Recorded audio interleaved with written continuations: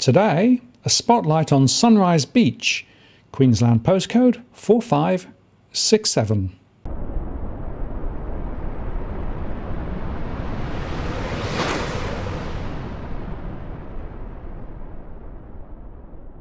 Hello again, it's Martin North from Digital Finance Analytics. Welcome to this post covering finance and property news with a distinctively Australian flavour.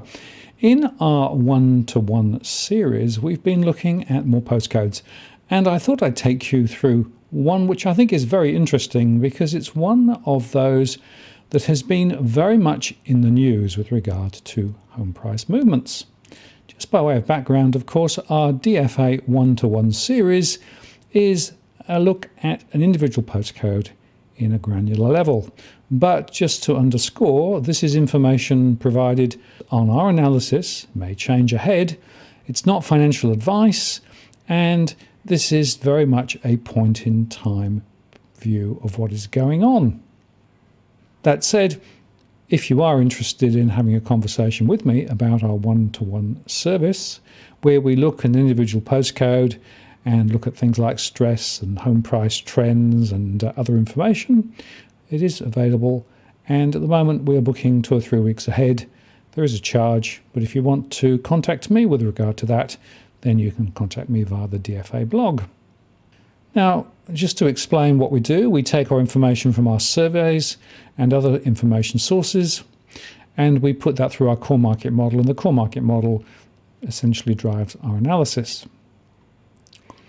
And that, for example, allows us to take mortgage stress data, the price trajectory data, the buying and selling intentions, the migration statistics, and the economic data, things like CPI, wages and employment, put it through our core market model, run through various scenarios, and we then form a view as to what might happen with regard to price scenarios ahead.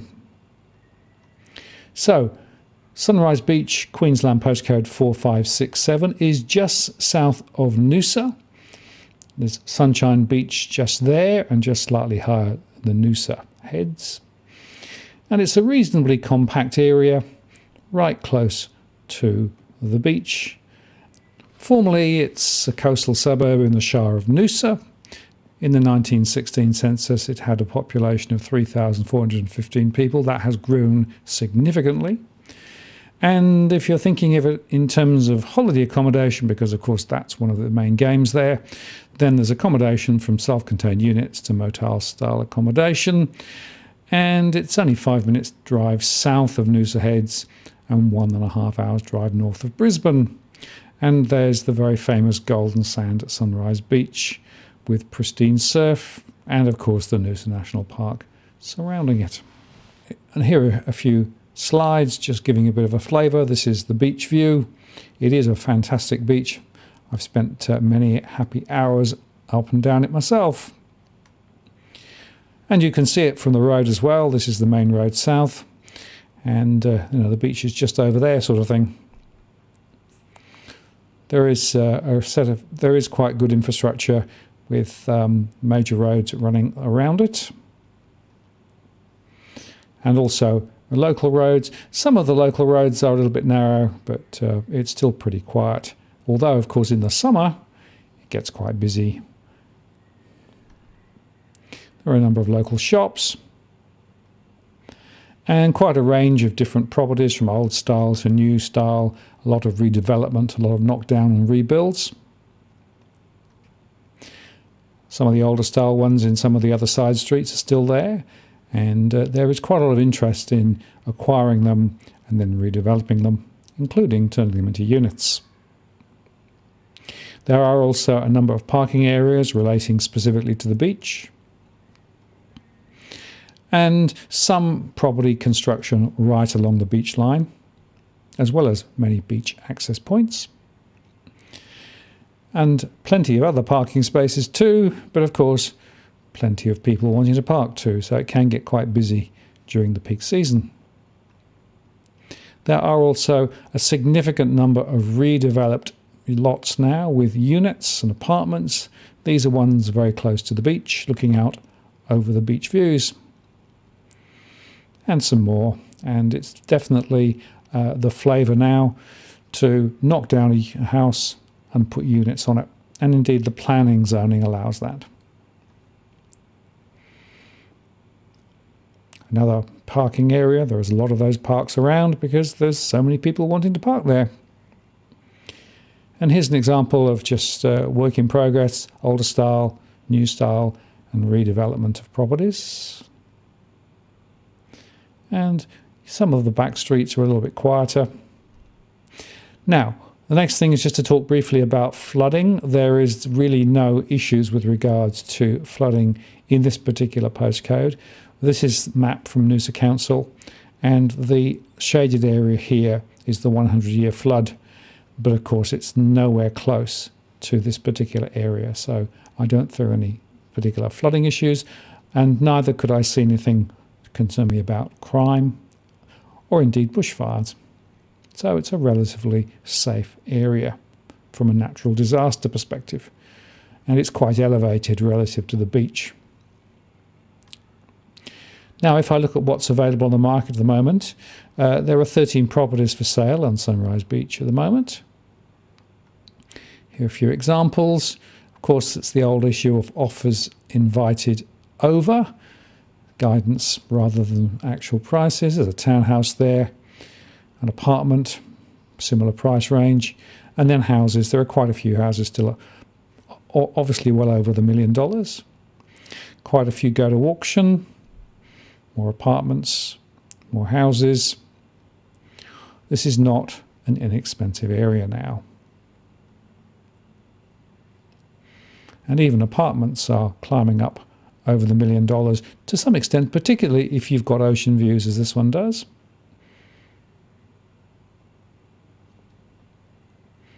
Houses, of course, by negotiation there as well. In terms of sold properties, about 10 properties sold in the last 8 weeks in the area. Some brief information. Last asking price, of course, doesn't necessarily tell you what the actual negotiated price was. Here we have a block of land for $1.5 million, a house at $1.2 million, a house at $1.5 million, another house at $1.35 million, a townhouse at $600,000, and townhouse at $750,000, and a house at $1.5 million. A house at $1.8 million, last asking price for an apartment at $840,000, and a house at $1.5 million. If we then look at the current price trends for units first, back in 2013, the median unit price was $350,000. It rose 4.3% in 2014 to $365,000. It fell in 2015, down 4.1%, back to $350,000 again. It then rose in 2016 by 18.6% to $415,000. It rose 24.1% in 2017 to $515,000. It rose 4.9% in 2018 to $550,000. It rose 5.6% in 2019 to $570,000. And in 2020, it rose 14% to $650,000. And year to date so far this year, it's risen another 6.9%. So the median price today is $695,000. Now that's, of course, median. There are some above and some below. And that gives you an average gain over this period of 8.6%, or adjusted for inflation, 6.7%. So pretty strong performance. Now turning to houses, back in 2013, the median house price was $595,000. It rose 2.5% in 2014 to $610,000. It rose 1.6% in 2015, rose strongly in 2016, up 12.9% to $700,000, rose the same amount again the following year to $790,000. In 2018, it rose 9.5% to $865,000. It fell in 2019, down 1.7% to $850,000. And then there was a very significant rise last year, up 29.4% to $1.1 million. And so far this year, it's risen a further 4.5% to $1.150.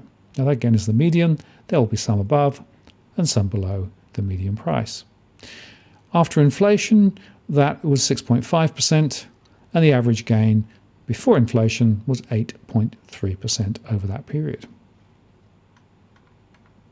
Then standing back and looking at the whole postcode, there are around 180 listings in the postcode with 60 added in the past month. In May 2019, listings were a lot higher at 340. Around 48% of the properties are houses, the rest are units. The vacancy rates for rental accommodation are around 0.6% compared with 3.4% in mid-May 2019. There are about 10 vacancies there at the moment compared with 60 back in 2019. Gross yields are around 3.3%, a fall from 4.4% last year. The net yield is around 1.95 and is falling. The rents for houses are also falling, down 5% over the last quarter. Typical rent, $875 per week for houses. And the asking prices at the moment are on average pretty flat, with a typical house price in the range of $1.32 million. The average settlement is around 3% lower than asking, and the intention to sell is pretty flat at the moment. Turning to units, gross yields are around 4.7%.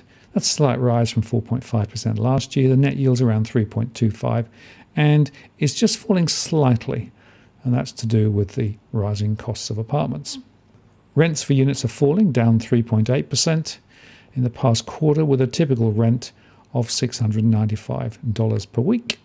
The asking prices are down about 5% over the past 3 months, with a typical unit price of $795,000. The average settlement around 5% lower than asking, and the intention to sell is rising just slightly. If I look at then the survey results, the number of households in the postcode is 6,800, of which 1,600 are borrowing, 3,800 are renting. There are around 3,000 properties to rent, and there are around 3,500 property investors in the area. And the overall financial stress metric on a cash flow basis is 28% of households. In terms of homeowners, the 339 households in mild mortgage stress and 337 in severe stress together total 40% of households in mortgage stress. So that's quite high, and that's to do with the big mortgages required for property in this area and the fact that incomes are under severe pressure at the moment. Risk of default is 4% over the next year, or 65 households. Rental stress is quite low at 2%, just 97. And property investor stress is 36%, with 1,133 stressed investors, of which 142 are severe stressed.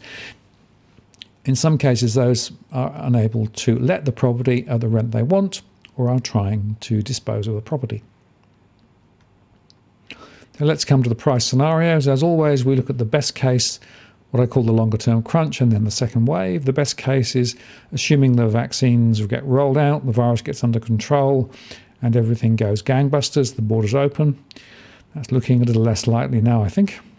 The longer term crunch is when we get effectively more lockdowns.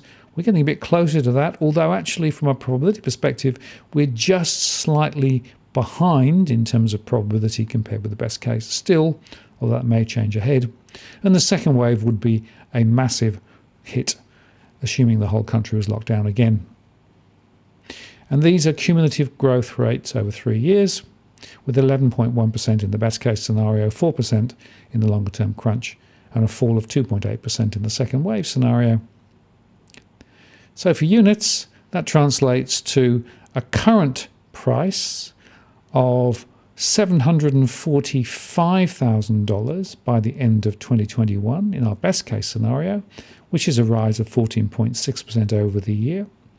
A small rise in 2022 at 3% higher, and a very small rise in 2023, putting the median unit price at around $771,000 in 2023.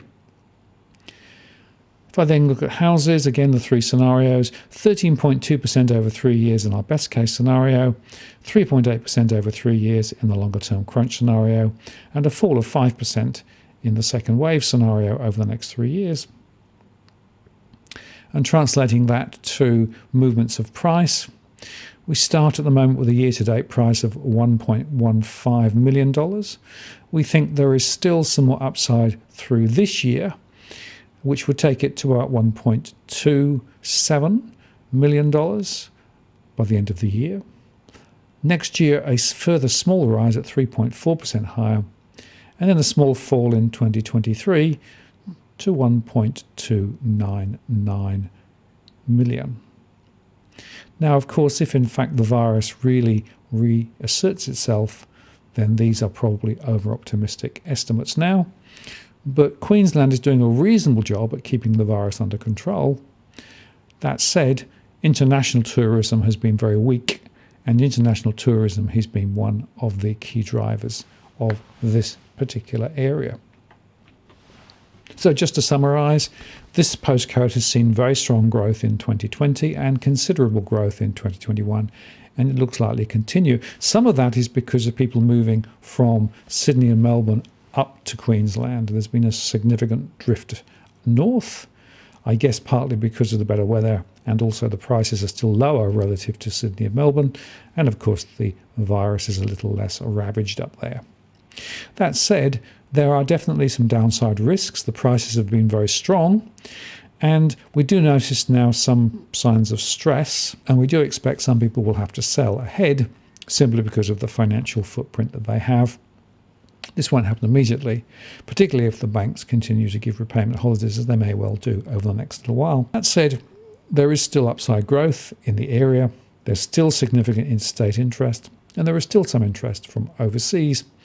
So this is going to remain, I think, quite a strong market. I'd also make the point that a lot of redevelopment is going on at the moment, and older properties are being knocked down and being rebuilt, quite often into multiple occupancy units. The zoning allows that, and I expect that trend to continue. So one of the challenges for this area is to maintain its laid-back lifestyle and relatively quiet demeanour, whilst effectively handling higher price growth and also greater population growth. That is going to be quite a challenge. I'm Martin North from Digital Finance Analytics. Many thanks for watching, and I'll see you again next time.